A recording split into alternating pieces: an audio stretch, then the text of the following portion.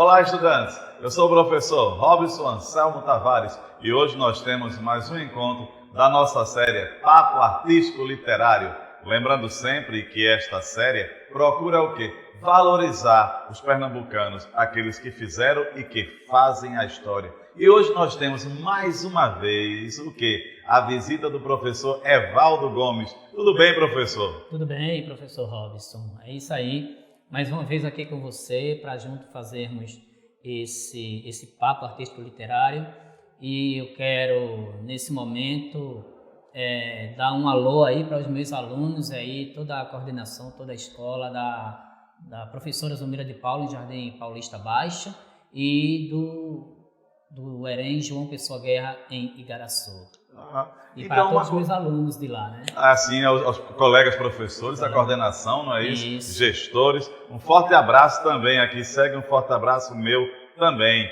Ô professor, e uma coisa importante, o tema da nossa aula de hoje tem a ver com algo que você hoje já falou aqui, não é? Só para salientar, o professor Evaldo já falou de quem? Gilberto Freire. Gilberto Freire. Mas qual será o tema da aula de hoje? Na tela nós temos aqui. Leia, professor. Uma sociologia do doce, né? Vamos falar sobre Gilberto Freire e a obra Açúcar, em que ele faz uma discussão, ele lança uma discussão muito interessante sobre a sociologia do doce, né? O doce é um elemento identitário. Ele não é apenas um elemento da culinária de uma determinada região, mas ele é um elemento que identifica a identidade de um povo. E eu gostei justamente, como o professor está falando aqui, nessa caminhada de hoje, vamos ver que não é só o fazer o doce. O professor acabou de falar o quê? Um elemento identitário, não é isso? A identidade. Mas antes do professor aqui discorrer para nós aqui brilhantemente sobre o açúcar, Gilberto Freire se propõe, eu gostaria de lembrar que estamos sem máscara, porque há uma divisória e estamos seguindo aqui o protocolo contra a Covid-19. Então, professor, agora é sua vez. Mostre para nós um pouco aí da obra, vida e obra, né? A obra de Gilberto Freire. A obra de Gilberto Freire, Açúcar, foi uma obra que foi escrita em 1939, mas Gilberto Freire já tinha falado sobre o açúcar antes, né? Quando ele lançou lá sua dissertação de mestrado, ele já apresentou uma preocupação com a culinária. Interessante. Também no seu manifesto regionalista, que ele também fez uma referência à culinária também, ou seja, a culinária fazia parte de uma preocupação da ideologia defendida por Gilberto Freire. E nessa obra ele apresenta então toda uma discussão em torno da culinária, né, sobretudo nordestina e em especial pernambucana, quando ele quer destacar exatamente que o açúcar é o elemento identificador da sociedade pernambucana. Ele é muito mais que um elemento apenas que faz parte da culinária do nosso estado. A obra foi escrita em 1939. Ela, quando foi escrita, você vê aí na tela que o açúcar está com 2 S, porque a ortografia da época era aquela. A palavra ela vem do árabe, né, em que ela se escrevia açúcar, né, que a gente vê aí na tela o A separado, os 2 S separados por hífen. E o livro ele foi modificado nas 3 primeiras publicações, nas 3 primeiras edições. O livro apresenta subtítulos diferentes, né? Como você vê aí na tela, o primeiro subtítulo dela foi Algumas receitas de bolos e doces dos engenhos do Nordeste, em 1939. Em 1969, que foi em torno da etnografia da história e da sociologia do doce no Nordeste canaveiro do Brasil. E a última, né, a terceira, que de lá para cá ficou essa, uma sociologia do doce, com receitas de bolos e doce do Nordeste do Brasil, em 1986. Ô, professor Evaldo, eu gostaria só de salientar o seguinte, esclarecer mais uma vez para o nosso estudante, que não é simplesmente aquela questão que nós falamos, não é um livro que vai falar sobre ensinar bolo, não é isso como o senhor falou? Exatamente. Né? A pretensão do livro não é mostrar uma culinária, uma receita, um receituário, né, de como fazer, um preparo de como fazer os doces no estado, mas sim de mostrar toda a identidade que esse elemento identifica na sociedade pernambucana, onde há esse preparo. E tem uma frase de Gilberto Freire que ele vai realçar bem isso, que é quando ele diz que sem açúcar não se compreende o homem do Nordeste, em especial o homem de Pernambuco. Ou seja, o açúcar é muito mais que um elemento apenas da culinária. Ele é um elemento, como nós viemos dizendo até agora, ele é um elemento realmente identificador. Gilberto Freire, a questão é que ele entendeu que o doce, ele é uma arte, ele é produzido como uma arte, né? Para o seu preparo, tem uma técnica, tem toda uma ciência desenvolvida da culinária que vai se refletir por meio na alimentação, por meio de uma etiqueta, de um estilo próprio de ser produzido, e tudo isso identifica e constitui um objeto passível, na concepção de Gilberto Freire, passível de ser historicamente estudado e de ser sociologicamente entendido. Não, e o interessante que o professor aqui está tocando é justamente essa questão, que é para a gente parar e perceber a seguinte: aqui é uma sociedade nordestina, pernambucana, lembrar que Pernambuco foi a capitania, não é isso? Quem mais deu lucro, né? Justamente com São Vicente, né? A base do açúcar. Interessante, professor Evaldo. Muitas vezes a gente tem um alimento, a gente nem lembra dessa questão sociológica, o que está por detrás. Então, mais uma vez, estudante, eu rebato nessa questão que o professor acabou de dizer. Não é só a questão do alimento. Não é só o açúcar, nem mesmo, né, professor? Um livro de receitas, um livro sociológico. Sociológico. Ele apresenta muitas receitas, né? muitos tipos de doces, mas o foco dele é mostrar exatamente que o açúcar, ele constitui uma síntese cultural do Brasil, uma síntese cultural do Nordeste e especificamente do estado de Pernambuco. Nessa obra Açúcar, ele afirmou que não se come apenas com a boca. Isso eu acho formidável. Não se come apenas com a boca, mas sim com todo o corpo, através de rituais e atitudes típicas. Isso me lembra, sabe o quê? Isso me lembra, por exemplo, quando aí não se trata exatamente de comida doce, né? Mas geralmente feijão, que o povo tem o seu estilinho, né? Pegava o feijão ali com a mão, e aí ele mastigava, né? Botava na boca, mastigava, engolia. Quer dizer, tem todo um estilo próprio, tem todo um ritual em torno do açúcar na constituição desse elemento na sociedade brasileira. O professor, me lembrei agora que as festas juninas que estão chegando, há toda essa cultura entre o alimento, o milho, a festa, que é uma festa doce, né? Por sinal, né? Exatamente, uma festa doce, exatamente.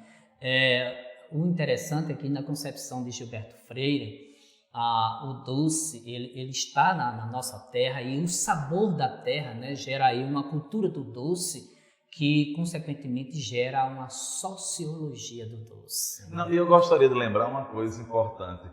Estudos mostram que é o seguinte: o pernambucano, ele é tão afeito à questão do doce, gosta tanto do doce, que é o estado onde há mais casas de bolo, certo? Ou seja, e Gilberto Freire também tem uma frase, justamente essa questão do bolo, do doce, ele diz o seguinte: o pernambucano, depois de salgar o estômago, certo? Com o alimento, o almoço, ele gosta de adoçar a boca, não é isso? Exatamente, exatamente. E Gilberto Freire, ele destaca que a constituição do doce na culinária pernambucana, ela é o resultado de uma relação entre culturas. Há aí um processo de interculturalidade e inter-relação étnica também, né? Então, o doce, ele não é um elemento necessariamente e somente pernambucano, ele é muito mais, ele é muito maior que isso, né?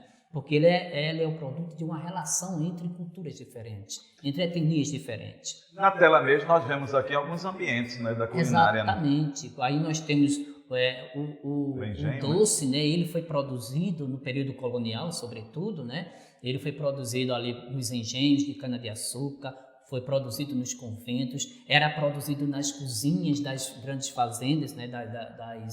das casas grandes. Então, esse doce produzido ali, ele mostra exatamente que aqueles lugares funcionavam como que laboratórios, né? Onde estava todo o produto para se produzir o doce que adoçava as cozinhas pernambucanas. Professor, o que eu estou achando mais uma vez, rebato nessa questão de interessante, é justamente a gente entender essa questão que vai além do alimento, certo? Olha aí, estudante, a questão do açúcar, da pamonha, da canjica, etc., e o professor daqui a pouco vai dizer quais são os bolos que representam Pernambuco, vai além, isso vai além da questão do simples alimento, né? Na tela nós temos aqui algo interessante, né, professor? Nós temos os ocupantes, né? Aqueles que estavam trabalhando ali no laboratório onde era produzido o açúcar, né? Os doces, melhor dizendo, o material que era produzido a partir do doce, né?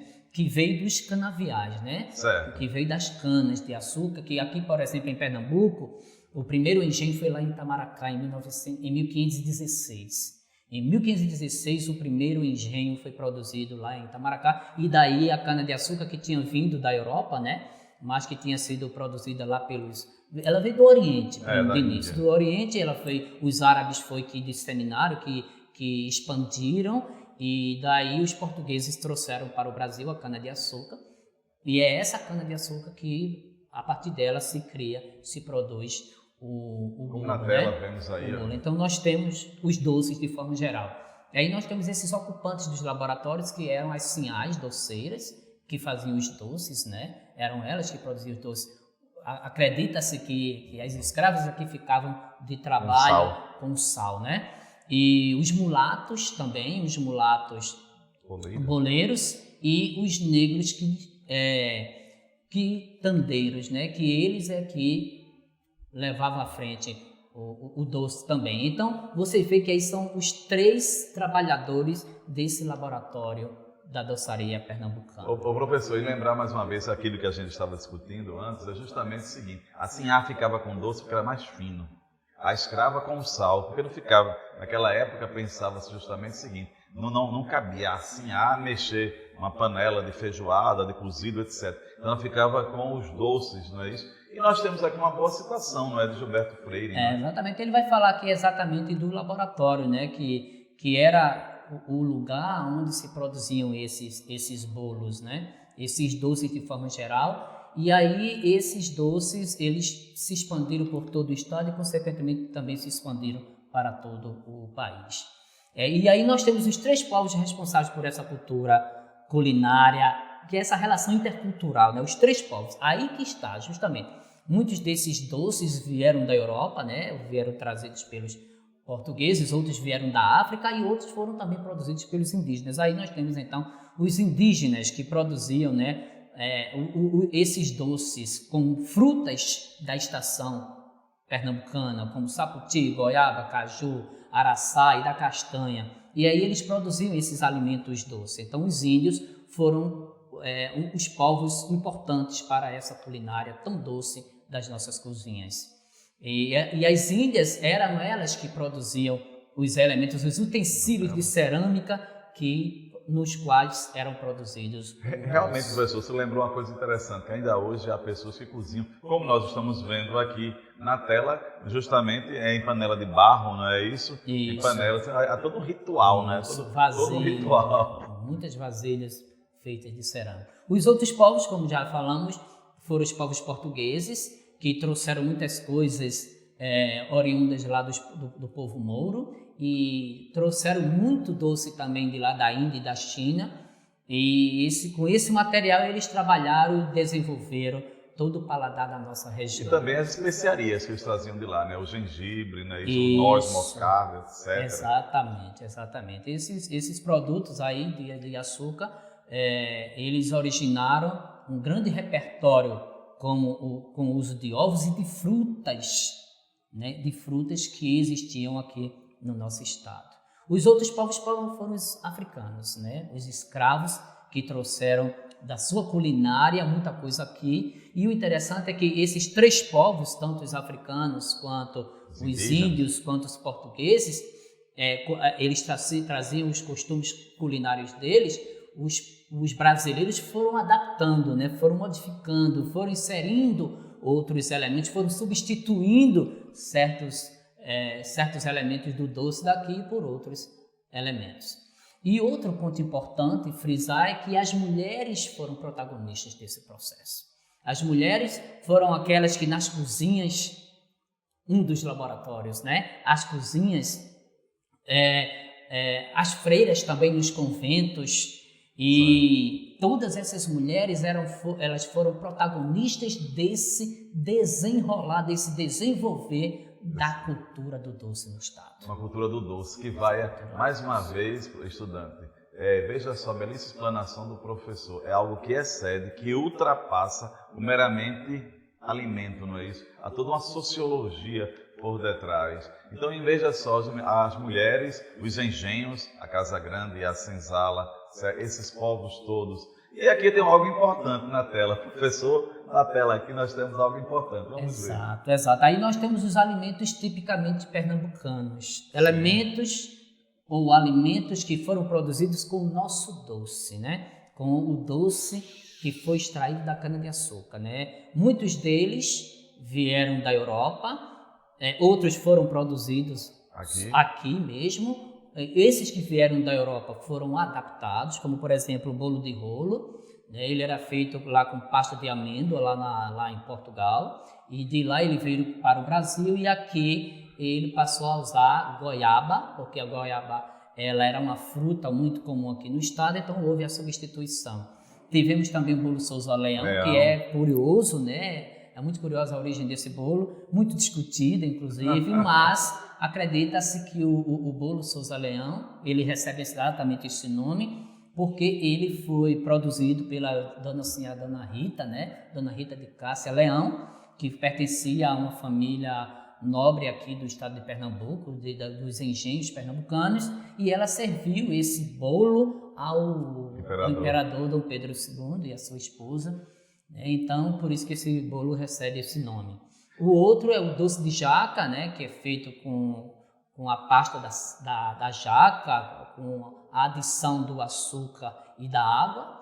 Então, esse doce, tipicamente pernambucano. Uma coisa também interessante é que o bolo de rolo e o bolo Souza Leão se tornaram patrimônios do estado de Pernambuco.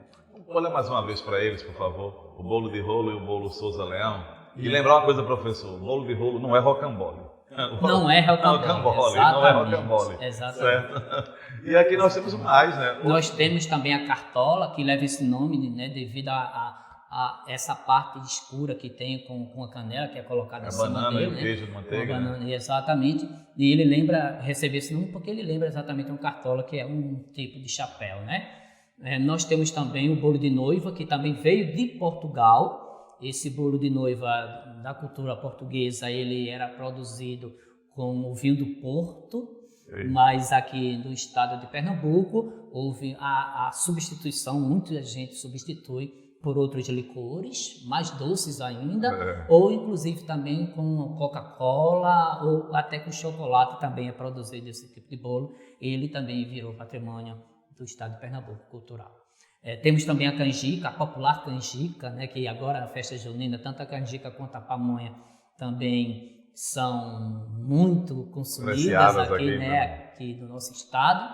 E a canjica e a pamonha, elas são originárias aqui do nosso povo, mas influenciadas, claro, pela cultura tanto africana quanto pela cultura indígena. E lembrar aqui aos estudantes que também não achem estranho quando vocês virem alguém do sul e sudeste, quando eles falam de canjica, eu chamo lá curau. Quando ouvirem falar curau, é a nossa canjica. É a nossa canjica. E interessante justamente, mais uma vez a gente bate, que viraram até lei, né? A questão é o patrimônio material do povo pernambucano. Isso. O bolo de rolo, certo? E o bolo Souza Leão. E esse bolo de noiva, como o professor citou aqui, da forma como ele só existe aqui em Pernambuco. Na tela temos algo interessante também, né? Posso falar aí de um produto brasileiro histórico, né? de um produto que é sociologicamente pertencente à nossa região. E aí Gilberto Freire vem destacar exatamente isto, que o doce